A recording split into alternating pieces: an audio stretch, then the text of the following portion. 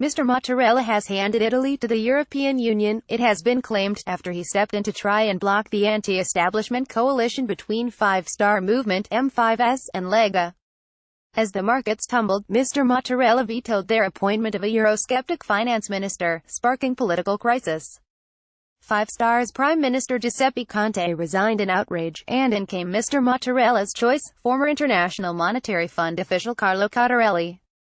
In a blistering attack, M5's MEP Ignazio Corrao accused the president of committing a financial coup. Today Mattarella is denying the result of free elections and is declaring that Italy is a colony of Germany. M5's MEP Ignazio Corrao, he wrote on Twitter, the Italian constitution clearly says the sovereignty belongs to the people, not to financial markets. Today, stand up for Italian democracy. Mr. Corrao's words were echoed by leading anti-EU politician Nigel Farage, who said Italians' democracy has been traduced by the president's move.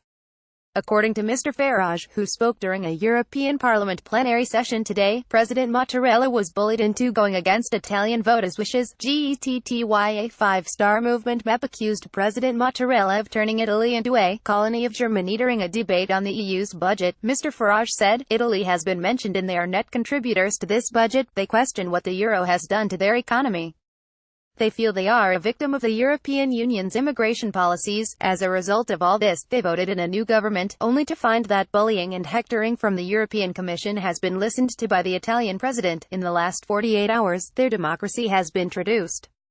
In the past you have managed to bully the Danes, you bullied the Irish, you bullied the Greeks into submission. I suspect with Italy today you have now bitten off more than you can chew.